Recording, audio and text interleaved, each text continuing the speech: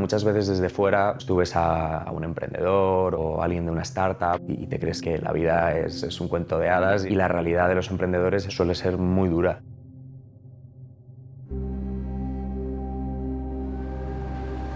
Pones muchas piedras en tu mochila que tienes que aprender con el tiempo a ser humilde porque en el fondo las cosas no salen porque tú seas un superhombre. En el fondo no eres más que un pequeño eslabón de una cadena muy larga.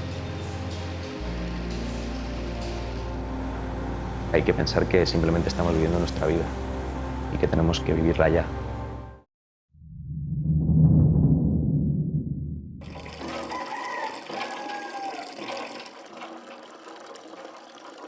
Soy Antonio Espinosa, soy uno de los fundadores de Aguara. Nos dedicamos a desarrollar proyectos de acceso a agua potable en países en vías de desarrollo y lo hacemos a través de un modelo de empresa social, vendiendo nuestros productos. Lo que pasa es que si me preguntas qué es Aguara, pues al final acaba siendo como mucho más.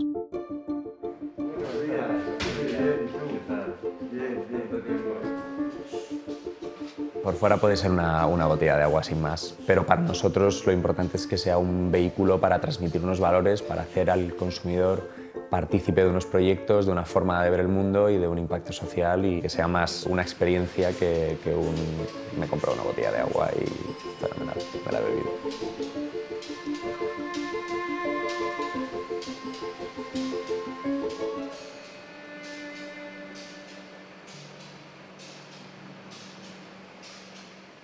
Yo estudiaba arquitectura y estuve de voluntariado en distintos países, en Perú, en Camboya, en Etiopía, con una ONG. Al final, en los lugares más pobres del planeta te das cuenta de que falta de todo, faltan carreteras, faltan hospitales, faltan colegios, pero la pobreza material mayor que existe es la falta de agua. Cuando no tienes agua, no tienes salud, tienes lo más básico, ¿no? El agua la usas para beber, para cocinar, para lavarte. Ahí empezó un poco la obsesión con el agua como fin social.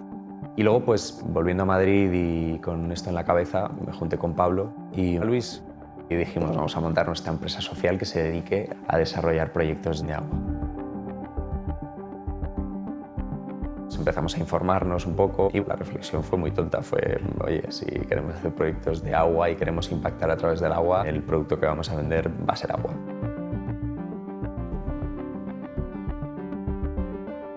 Los 3 primeros años de Aguara han sido años muy duros, de mucho trabajo. Costó lanzar la marca a 2 años, fue duro, pero luego empezó la guerra de verdad.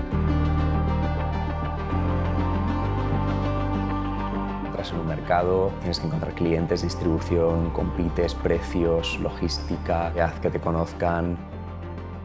Ha sido de cometer muchos errores, trabajar mucho e ir a base de esfuerzo sacando adelante el proyecto.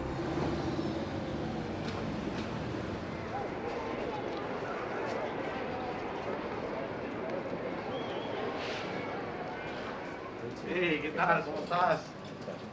Joder, macho, me cuesta eso. Gracias.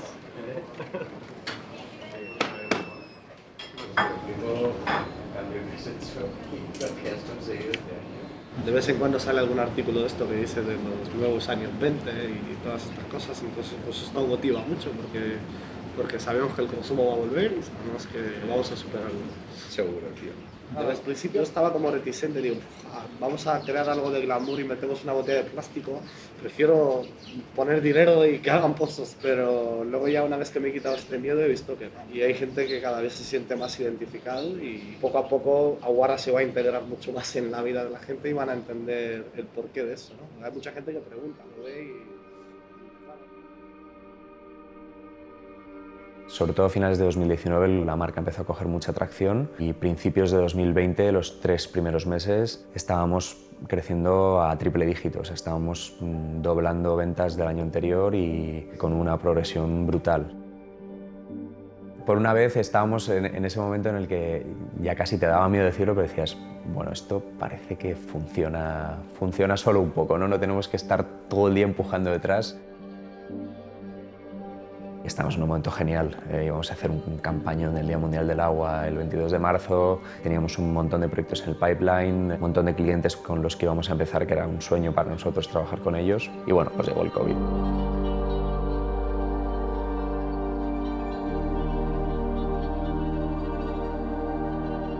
Ha sido un tortazo bestial. Los primeros días fueron muy duros.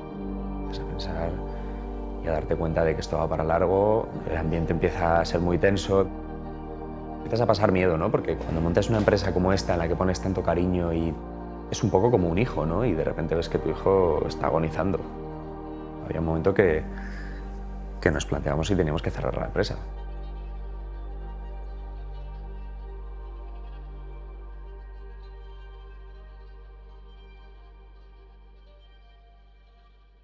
Para mí fue un palo bestial.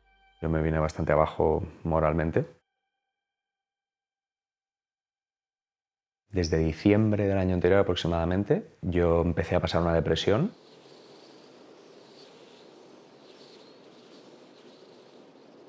Fue un proceso que se fue alargando, del que fui aprendiendo y en el que empezaba a salir en marzo. Y claro, el tortazo del COVID me volvió a meter como en mi hoyo, ¿no? Tanto la ansiedad como la depresión son los grandes problemas que tenemos en el siglo XXI, que nadie habla de ellos, que nadie afronta, que nadie comenta, que nadie quiere mirar de cara. Y el problema es que eso te hace aislarte más, porque cuando tú estás mal, te sientes más solo todavía, te aíslas más y eso agrava tu problema.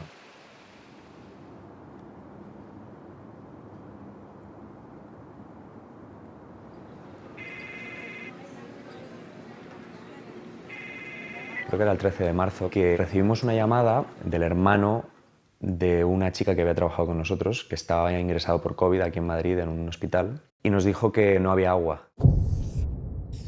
Y a nosotros nos extrañó un montón, pero nos enteramos un poco de cómo gestionarlo y mandamos 5 pales de agua para allá. Y publicamos en redes sociales que si algún hospital más necesitaba agua, que estábamos a su disposición para donar producto. Y fuimos entendiendo por qué había esa necesidad, y es que en muchos hospitales lo habitual era que tú tuvieras tu vaso de agua, tuvieras que ir a rellenártelo al baño o tuviera que venir un médico, un enfermero o quien fuera a llenártelo. Claro, en ese momento en el que logísticamente estaban hasta arriba, con personal que no tenía prácticamente EPIs.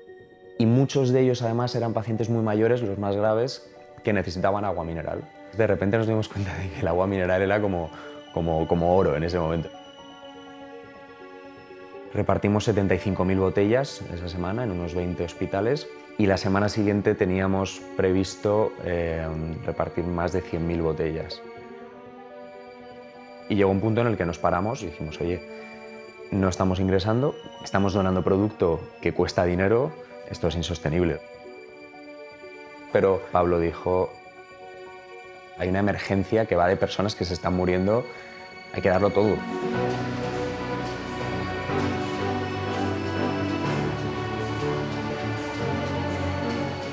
Después de ese clic, montamos una campaña de crowdfunding para que la gente nos ayudara a costear las botellas y básicamente nos dedicamos durante 6 semanas, 12 horas al día a esto. Eran días de locos. Pero fue muy bonito porque de alguna forma el equipo pasó de estar en una situación de víctima a la situación de, oye, tenemos una misión, tenemos un propósito. Donamos más de 1,3 millones de botellas a 100 hospitales y residencias de ancianos de toda España. Fue una campaña bestial. Nos hemos quedado sin la campaña más importante de nuestra vida, que era la del Día Mundial del Agua. El día 22 de marzo la íbamos a liar brutal. Y sin embargo, algo que para nosotros no era una campaña, se convirtió en noticia, salió en todos los medios. Para nada era lo que buscábamos, pero de alguna forma ayudó también a la marca. O sea, al final, sin nosotros buscarlo, fue la mejor campaña de marketing que hemos podido hacer.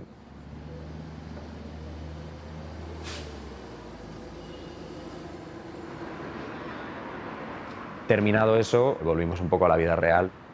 Nuestro trabajo en estos últimos meses ha sido básicamente que la empresa sobreviva.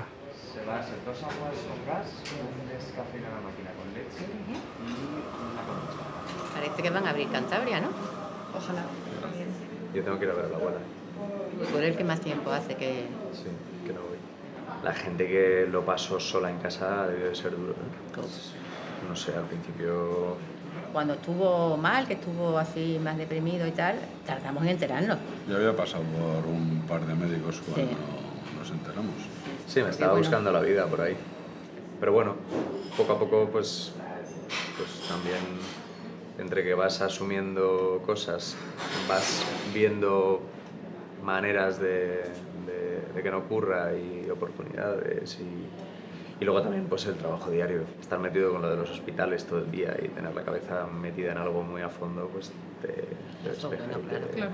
Lo que está bien que quiera ser reservado, no crea problemas y tal, pero al final, hombre, contar con tus padres no creo que sea malo tampoco. No, fue muy bueno, estuvo muy bien. Tarde, pero... Pero bien.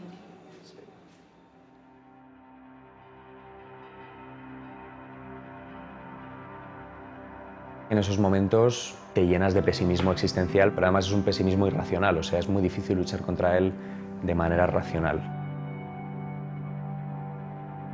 Al final necesitas ayuda.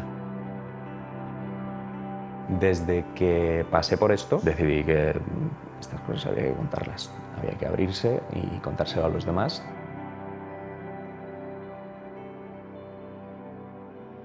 Lo hice público en LinkedIn y fue también muy bonito porque mucha gente escribió, me dio las gracias por hacerlo. Y me di cuenta de que en cuanto tú te abres y lo cuentas, mucha gente ha pasado por cosas similares y les es muy fácil abrirse contigo. Al final, cuando estás en un proceso así, tienes que buscar ayuda y lo primero es saber que eso existe, que es normal, que te puede pasar y que necesitas ayuda.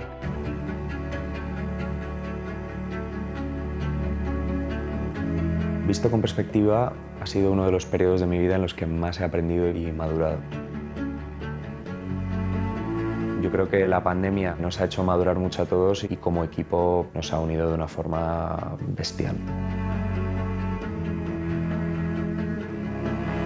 Cada día el impacto social es más importante en el cómo hacemos las cosas. Sabemos que las grandes ideas son posibles y que cambiando el mundo desde lo pequeño, al final, pues esos cambios se vuelven grandes. El optimismo no es un pensamiento naif, tiene que ser muy realista. El optimismo consiste en pensar que dentro de tu humildad y dentro de tus capacidades puedes, estás llamado y además el mundo necesita que hagas cosas extraordinarias.